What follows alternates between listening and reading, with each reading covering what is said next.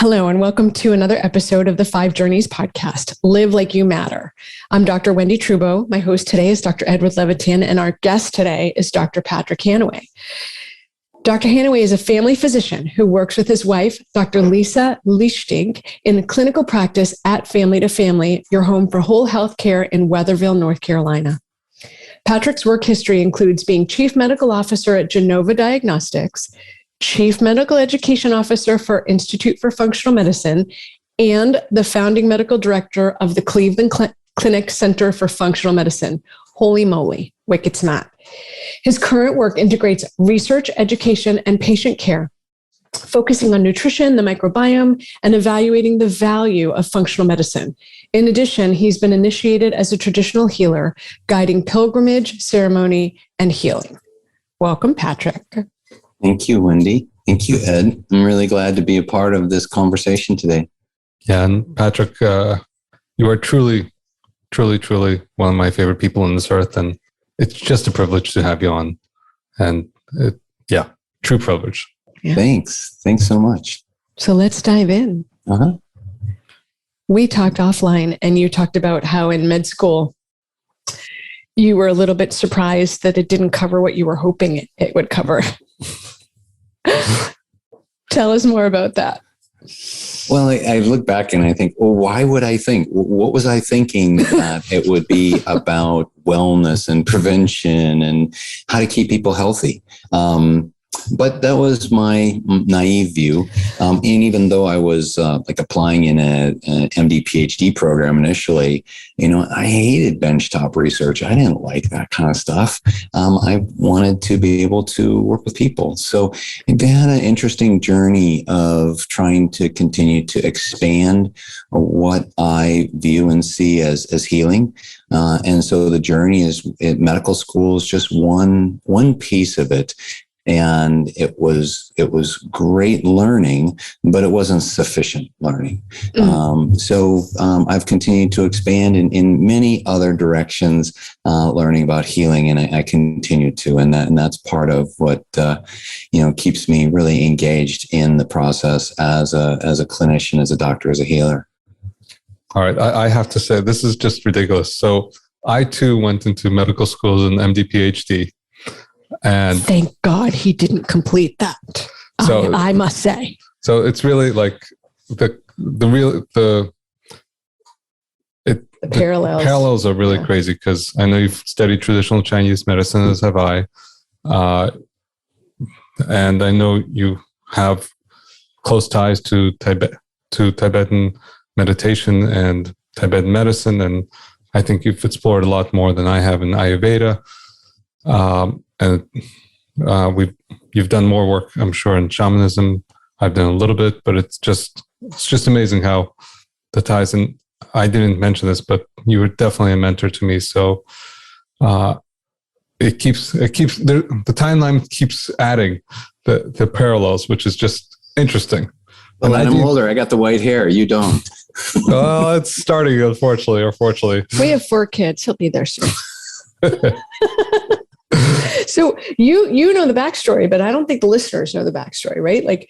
So you sort of alluded to it, but in addition to med school, can you just sort of briefly tick off, what are the other things you've studied?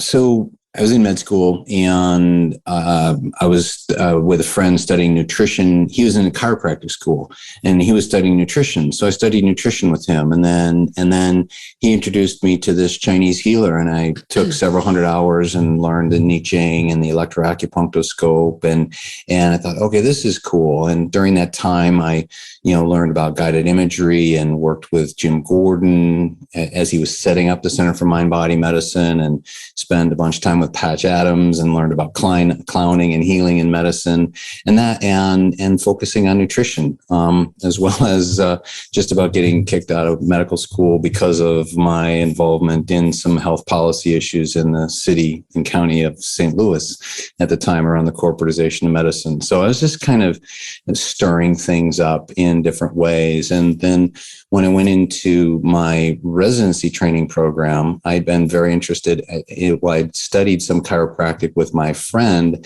but it's like, okay, I'm not actually going to, rack them and crack them and do high velocity manipulation. But I began to learn sort of an osteopathic wannabe. Mm-hmm. And I in residency, I got to learn a lot more about that and learn a lot of hands-on skills and kind of, I guess, then also during that time, my wife said, let's go study with Tarone Lodog. Tarone was, before she was in medical school, as an herbalist and brilliant woman and great teacher. And so she studied herbology with her.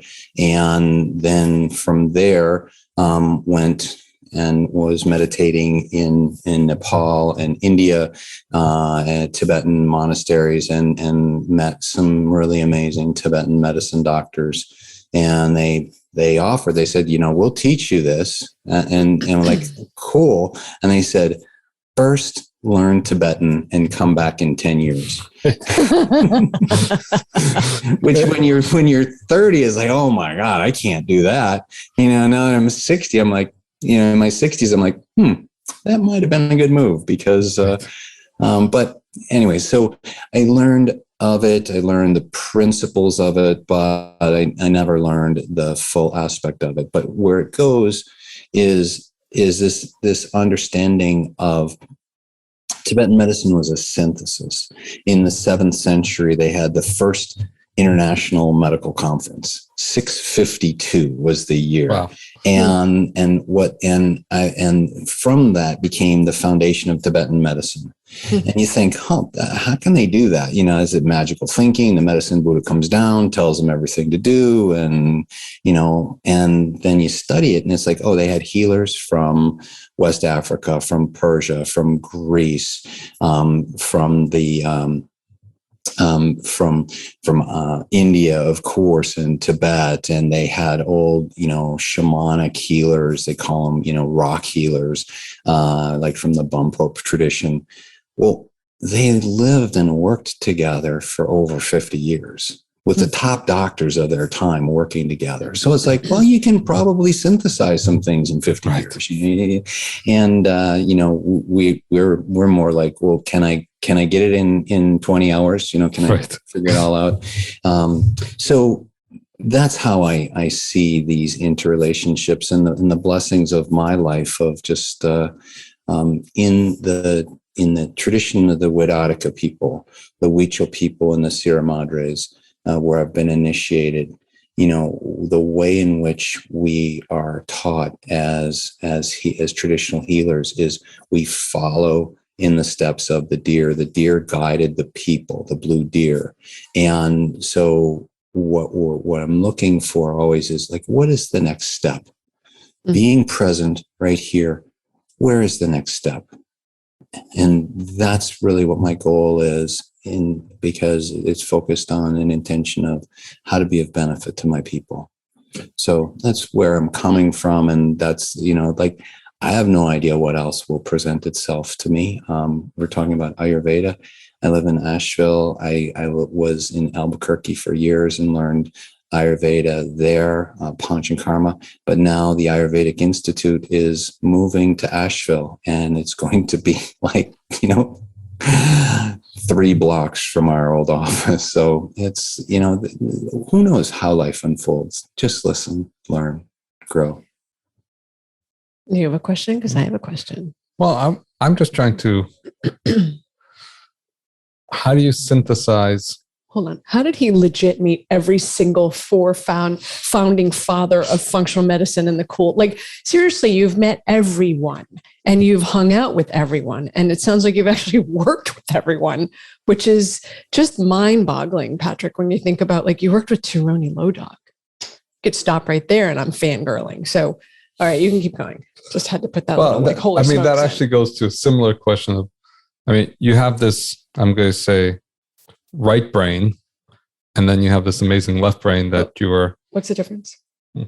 Right brain's more creative, and left brain is more intellectual.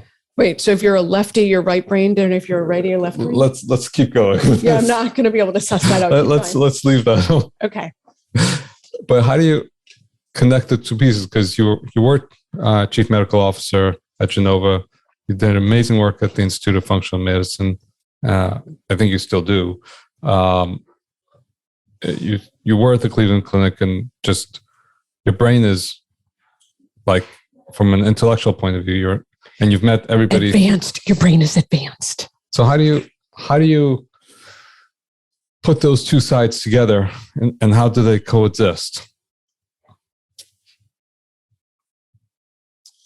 The left brain, the scientific brain, is the one that's really honored in our culture, and where the focus is. And I am blessed that I've got a pretty good IQ, and I can remember things pretty well.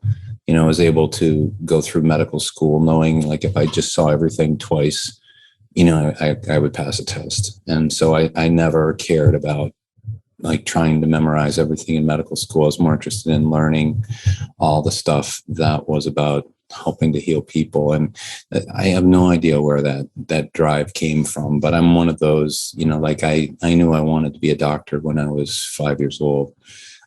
There's just a drive in me to do that, but it was a doctor in terms of healing. I feel, I've been introduced to some amazing teachers, and I've watched other people want to meet those teachers, and it doesn't happen. And so I don't know why that is, but I've been blessed to be able to have these opportunities, and some of them I've squandered, and some of them I've been able to take advantage of. And so for me, the important thing, like in our friendship relationship, Ed, is about pay it forward. It's like, I've been given all of this. It's really important for me to continue to give it back. And what is more important than what's in my mind is what's in my heart, and being able to feel what's going on. And frankly, that's a skill set that the so-called soft skills that are really harder than anything else. Is to recognize that and not rely upon the primacy of my mind that's valued in our culture, but really to be able to focus on what are the feelings and how to help people and how to bring these things together. I think part of my gift is, being able to see patterns that synthesize things together, and I need to focus on that, not so much on the minute details. Patrick, can I ask you something rather personal? Anything. So feel free to not share if it gets too intimate. I know that you were diagnosed with cancer a number of years ago. 3. And as you approached the diagnosis and then got the diagnosis and then went for your healing, how did you really specifically meld? I mean, when I always say to people, when you have a mechanical issue, functional medicine might not be your source, right? If you have a baby in that needs to come out, it's not a functional medicine approach. It's simply a mechanical behavior. So if you had a tumor that needed surgery, but you also approached it, how did you approach it? What happened? Well, there are many layers to the story, so I'll try to be succinct. It is not lost on me that we had 2 Native American elders, Dakota and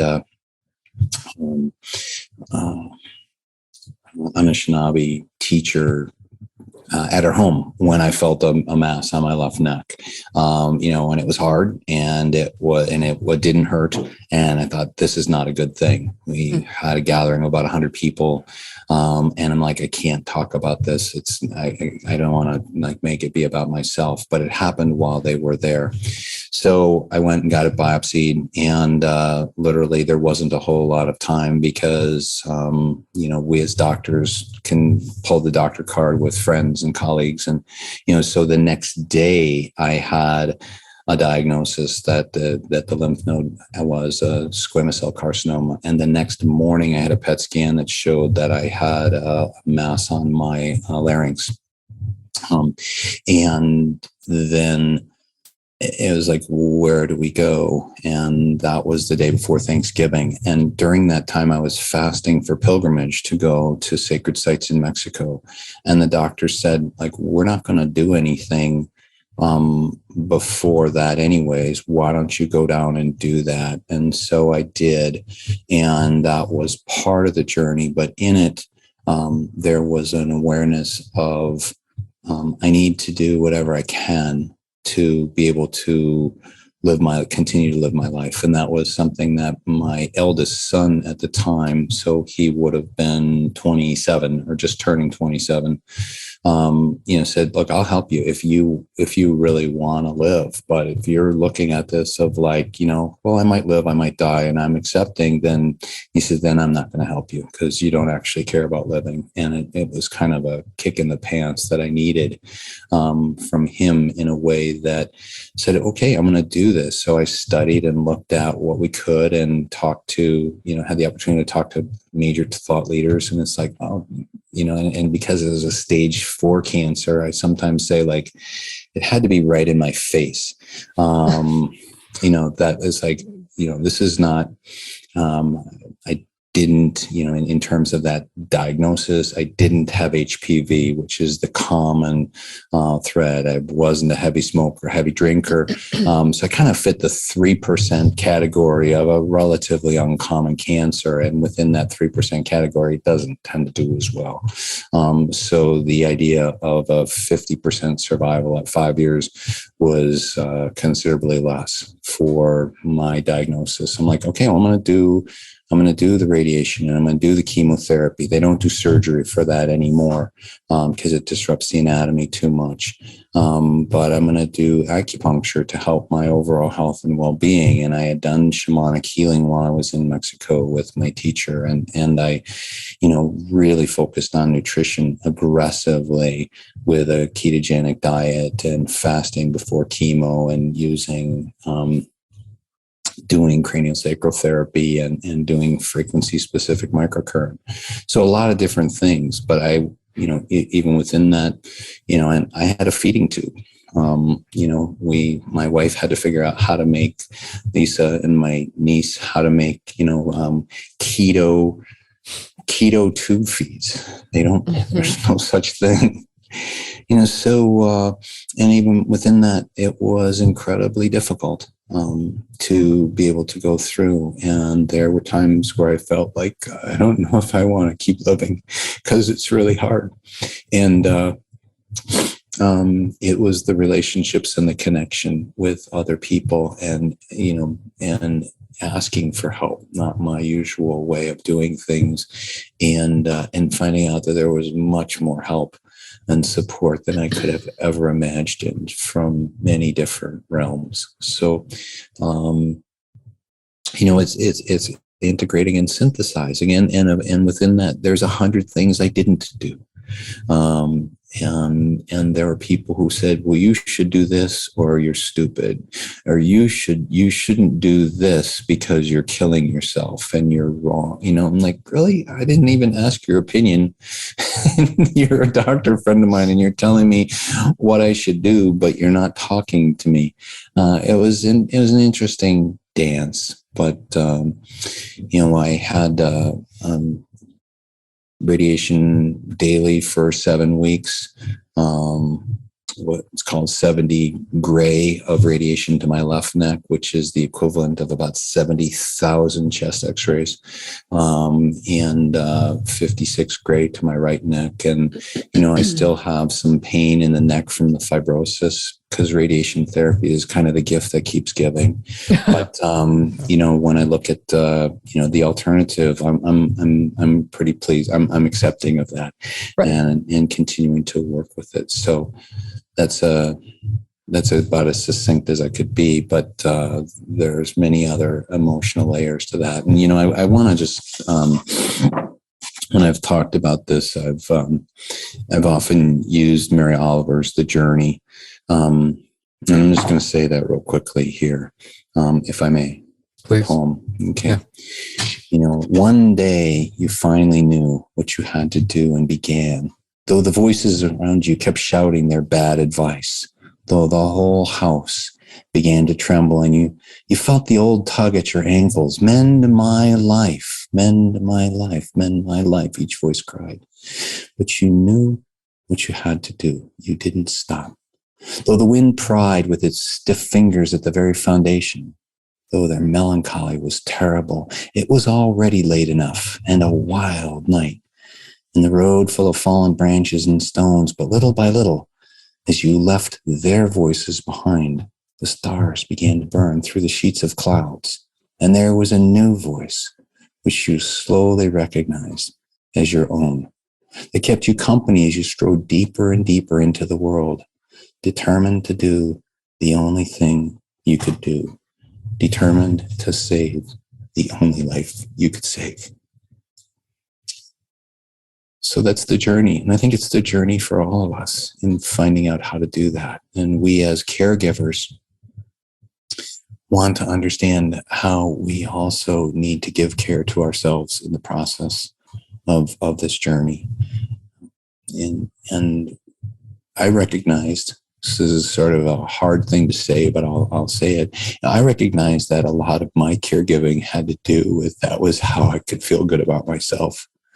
And that instead, and that there was actually a selfish motive to doing what I was doing. And it's like, oh no, like take care of yourself, give yourself what you need so that as you are then offer care to others, it's from that place of a pure offer, a gift, if you will, and allow that. And that's a continued edge of learning for me. Yeah, I think that's true for most of us in this field. Anyways, that love it is, we do it. We say it's altruistic, but we do it because it makes us feel good, which is not a bad place to be. It's mutually beneficial, right? It benefits people and it's benefiting us because I'll say for myself, I'm here to make a profound difference in the lives of others, in their experience of life, their vitality, their relationships to themselves and others. And so that practice that we do allows me to make that difference. And then it allows people to receive that. I mean, I think it's mutually beneficial. Yeah. And the danger lies in being arrogant about it. Like, oh, look what I did. It's not about that. Right. Exactly. So I'm assuming that the listeners are wondering, like I'm wondering, where are you now? What happened with, because you referenced stage 4 cancer. What's happening right this minute? So I've had PET scans each year for the last 3 years. There's been no evidence of disease since 3 months out from my chemotherapy, which ended right about this time of year 3 years ago, or with my first PET scan. And I've had the most recent one was in February of this year, which again showed no evidence of disease. You know, I look at my various nutritional markers and inflammatory markers, and I'm doing well. And, you know, I feel really, really fortunate and blessed. The ENT doc says, you know, at 5 years, it's considered a cure. So we'll see. But, you know, I will always have that, that aspect of cancer. To me, cancer is about transformation. It's about there's something in my life that was growing out of control. And I got a reasonable handle on what that was, in addition to the cancer.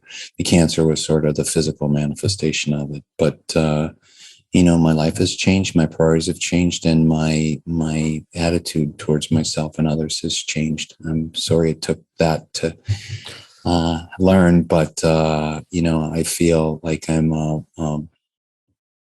better human being and a more compassionate as a healer. So you bring up a point that I always struggle with, which is cancer, heart disease, heart attacks, things of that nature are usually a wake-up call. Mm-hmm. And for some of us, they're necessary to wake us up for whatever reason. My question is always, how do you get a person before that? From how do you help people wake up? Everybody's going to have their own journey. How do you help people wake up so that they don't have to experience that? Some people will. Sometimes people need it. Like it's only bad enough when that, right. They can't intervene until it's what I call bad enough. And when it's bad enough, all hands on deck. But until it's bad enough, don't bug me. Right. And that's why I said, even like if they said a stage 2 laryngeal cancer, I'd be like, I got this, Or it got your attention at stage 4. Totally in a big way. And, Ed, when I was in med school, I was involved with the first prevention meetings at the CDC. I ended up doing a little internship in the Division of Nutrition there. And I was very, very interested in the same thing that you speak of in terms of clinical prevention and how do we help people. But what I've observed as a clinician is that, as Wendy just alluded to, it's until there's something that requires change that the people become motivated to be able to make the change. Now, for some, it may be that they're, the kind of the classic example of wellness or high level wellness is those people who are athletes who are working to optimize their performance. And so they're on one end of the scale. One of the beautiful things to me of functional medicine and the approach is like, it's the same for helping that Olympic athlete to optimize their performance as it is for that person in the ICU to be able to make the shifts necessary to move back towards wellness. The same concepts, not the same tools, but the same concepts are applied. But even with that high level athlete, like they're doing something where they're already motivated. They're not where they want to be. And so they've got that built in. And I don't think that we can intrinsically give that to people. I think that I used to feel that it's more important to, if I just educate them enough, that they'll get it and they'll make the shift. But where I am now is more about deeply listening to where the person is at to find out what those levers of motivation are for them, and be able to move in that way. So it's about deeply listening to where people are at, because all of us yearn to be able, in some way, to be able to bring our best self, our authentic selves forward. Yeah, that definitely struck a nerve. In terms of, as a caregiver, I always want to fix people, and a lot of people don't want to be fixed, or want to be intellectually want to be fixed, but want to do everything that they do and just feel better. And it doesn't always coincide. I always love when I do my first workup on people, I say I'm doing a dual track. It's hard to get in to see us. We're full, right? Like people wait a while. So by the time they came, they were motivated for some problem that they want to fix. But I always say we're also looking at like, what are the things that are going to put you at risk for cardiometabolic disease, cancer, degenerative disease, because those are reversible now. And if you're interested, that's a game we can play, because on my watch, I don't want you to get those things. That my goal is that not happen on my watch. So we can play that, or we can just deal with like, you got a stomach ache and gas. Just depends what game you want to play. I think a lot of people want to play the game if they recognize like, oh, I have a say in this. Maybe you don't want to do, maybe it's not bad enough to go keto. And by the way, are you still keto or are you back off keto? Well, let's see. I was keto for about 8.5 weeks. And I stopped about a week ago. So just kind of like a low carb Mediterranean, but also, just got some lipids back. And, that I have a relatively bad lipid profile, and keto is not a good thing for that. So I'm looking at what to do. I mean, inflammatory markers, everything is great. Visceral fat doing well, but I'm actually I'm in the pre-contemplate. I guess I'm in the contemplated phases of really going plant-based and more vegan for a while and seeing. Now, I did that. It's funny. I guess I have had lots of opportunities and lots of things. When I started med school, the research I was doing was in the Lipid Research Center. And, I was challenging the head of the Lipid Research Center about cholesterol and I said, it's really all about diet. And at that point in time, one of the speakers we had come to our nutrition series was Nathan Pritikin. And Nathan wasn't a doctor, and this was in the very early phase, and he obviously influenced Dean Ornish and others around that. But I was eating a diet. I was eating a vegan diet at that point in time. My cholesterol. Kind of vegan. Hold on. What kind of vegan? Like plant food vegan or bread vegan? No, all plants. All plants. I mean, my total cholesterol level was 109.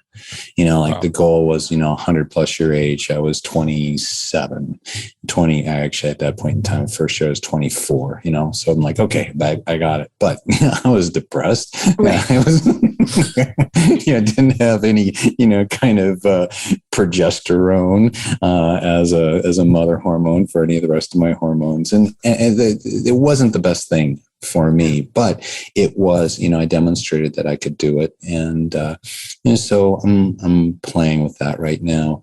I've done a little bit with Will Cole's ketotarian kind of approach. I think that that's a really good way of thinking about doing it. But it's still pretty high fat content. And I think it's the coconut oil for me that probably is the thing that has the biggest effect on my lipid profile.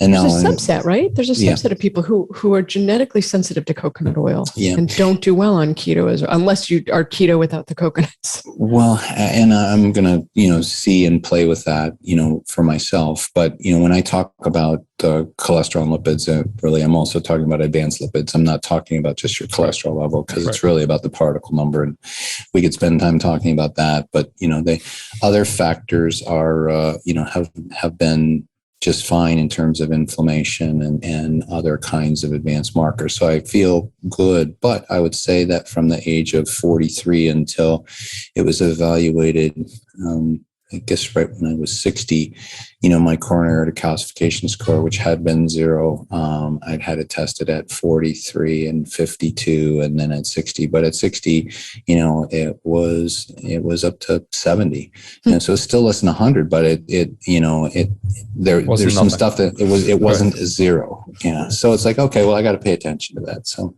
that's where I'm at now. Yeah, Patrick, how are you spending your days these days in terms of? Are you seeing patients? Are you leading ceremonies? What's kind of your milieu? A day in the life.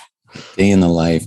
It's more like a week in the life, but so because things each day is really quite different from the rest. So, for example, yesterday, I did some personal healing work in the morning, and then worked on our business practice in the afternoon. Saw a couple patients and focused on that. Then in the evening time, I spent time with my wife. This morning, I've been preparing. We have a gathering of 15 traditional healers who are coming here for training and working for a couple days. And then having a gathering of about 100 people with a teacher this weekend, and then doing some traditional healing work at the beginning for a couple of days next week. So I do new patients, new clients. It's all traditional healing work. Current clients, it's functional medicine and other aspects. So I've got patients with cancer and long COVID and autoimmune disease and, different kinds of things. And so I continue to see them as part of the practice, but really that's, I could say, winding down. Frankly, the burnout of prior authorizations and pharmacies and insurance companies is something that, it's not why I went to medical school. Then I do some consulting, working in the area, specifically around the gut microbiome. I continue to do that both on the diagnostic and therapeutic side of things, of how do we bring balance. And that continues to be both a knowledge base, but something that I feel is like a great representation of, the macro and micro, how we are inside and how we are outside in terms of diversity and expression. You could go.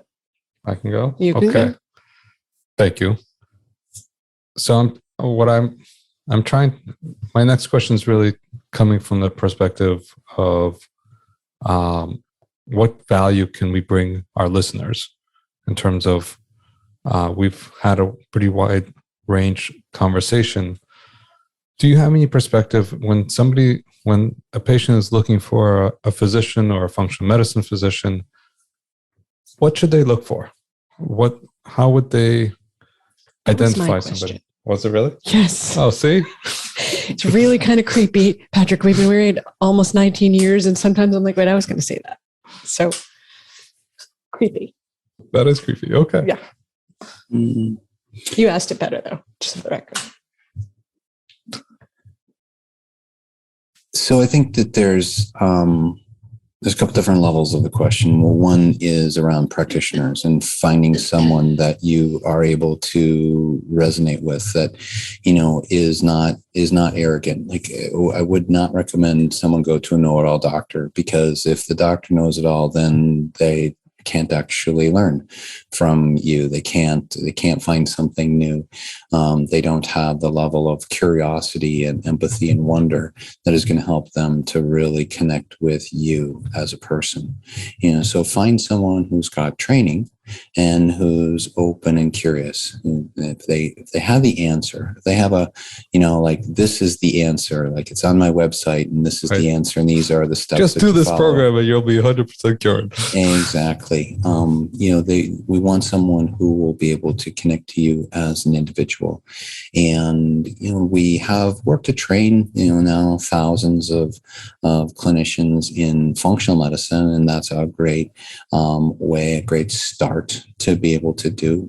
Experientially, I find that, those who have been out and doing it for a couple of years are often some of the best people, because they're still open and wide-eyed and empathetic. They don't, some of those who have been doing it for 30, 40 years seem to know all the answers. And I would avoid those kinds of doctors. Damn doctors. Fair enough. We're like right in the sweet spot, I think, Ed. Well, I don't know. We're more than a couple of years, so I don't know. I'm seasoned, but only because I'm old. And the thing is too is finding someone who's actually been practicing at least a couple of years, because I find that 2 to 3 years of full-time practicing functional medicine is the minimum that you need to begin to understand it. Right. And so even as I'm training new people, it's like, no, it's going to take a couple of years of doing it every day, and then kind of like a light bulb or a switch is flipped. And people get it, and it's beautiful to see it and watch it unfold. So those are the kinds of things. But I think more of where I'd like to talk about it is about the individual, not about connecting to the doctor, but in terms of the individual, and that is that we have these opportunities in our lives to be able to really slow down and listen and connect to the world. Too much of our lives are focused on the news and on what's happening in the world and getting stirred up and stressed. And I think that the decreased vagal tone from the increased fight or flight response from all the various things, whether they're, social media or, computer news or the various tribes of that people are identifying with, is actually preventing us from slowing down and connecting to ourselves, to each other, and to the natural world. And that's really where the opportunity for healing is the greatest. And that, reminding your listeners of that aspect, and that mentioned the idea of diversity before, diversity in the gut and diversity in the gut microbiome, but it's also diversity in who we connect with and how we move in the world of being able to hear and allow many different kinds of voices and perspectives in our lives, and creating an opportunity for dialogue. So the culture of genius, if you will, is predicated upon diversity of views and opinions, a dialogue of those, having conversations, and then having the discernment to be able to take those ideas and move forward. That is the way in which we have the opportunity to be able to grow. And for me, having this holistic view that is allowing for many different kinds of perspectives to be included is something that helps to ground that. It's like, I am not right, and I am losing some of my righteousness in being able to really be curious about where people are at, and listen to their stories, and connect to their lives, and care about them as human beings. So are there specific, besides curiosity, which is, I think, probably the most important thing, are there any practices that you do or you recommend, from turning off the phone for 4 hours to whatever it is? Is there anything that you would say, that just to be practical, that allows you to be the person you have been, and that you're continuing to be? Well, there's a lot of different kinds of, I have a daily practice that helps me to be able to ground. I have a practice of focusing on gratitude at the end of the day that helps me to remember. A simple practice that I ask patients to do is to say, take your cell phone, turn it off, all the way off, power it down, and go and walk in nature for 15 minutes alone, not with someone, not talking to someone, just being in nature. 15 minutes is plenty of time. And, if you can do more, that's great. But you're not doing it to get your steps in. You're not doing it to be able to, try to, you're doing it just to be able to listen. Do you find people go into withdrawal? Not for 15 minutes, but there's a lot of resistance to even doing it in the first place.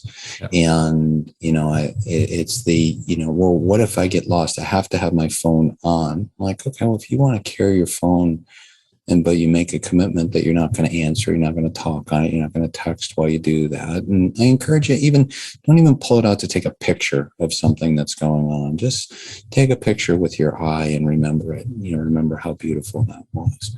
So that's the simplest kind of thing. Another simple thing I'll say is, like, sit with a candle for 10 minutes. Just light a candle and just sit with it.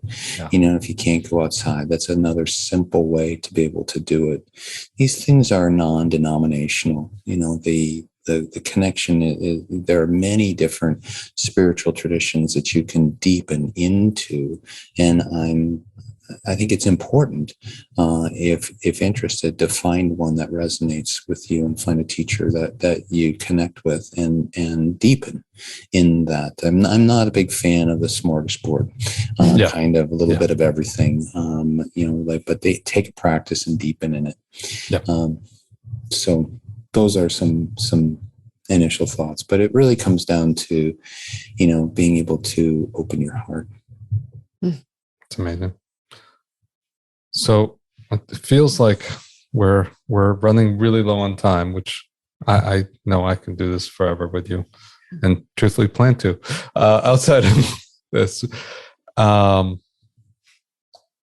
is there anything else you want? Can I just say, that was like your illness was terrible, and for us, the worst part was the lack of connection. Like that. Of course, when that happens, you have to all hands on deck, pull it in, narrow the focus. Mm-hmm. But it was like a hole. Like, where's Patrick? Yeah. And that was you were missed. It was really so impactful that you weren't there. And I didn't mean to totally take us off, but I just had to acknowledge that. And so it's so nice to see you sort of back, back new and improved, Patrick. So anyway, back to you. Oh, okay. Back to me. Back to you here. So we could probably do this for a while. And as we wrap up this episode, I'm sure people are thinking, okay, well, he's cool. I want to find him, follow him, listen to him more. How can people find out more about you? So there's two ways. One is through our practice, familytofamily.org, and there's things that they can learn about the traditional healing work. There's some videos and some podcasts of different aspects, some of which we've talked about today. And then we're developing, and right now it's just as a landing page, but it's called Your Healing Roots, yourhealingroots.com. And that is where Lisa and I are wanting to be able to move more deeply into doing retreats and education with people. We sit on a beautiful 38 acres with a river running through it, and have places for retreats to occur. And we, so we're beginning the developmental processes of being able to do that. So those are the two best ways. And people tell me they see lots of things of me on YouTube as well. So there's the usual suspects. Got it. All right. Do you want to close it out? Yeah. Thanks for being here, Patrick. And if you're just tuning in, you're listening to another episode of the 5 Journeys podcast, Live Like You Matter. Thanks for listening. Live like you matter. Thank you. Thank you.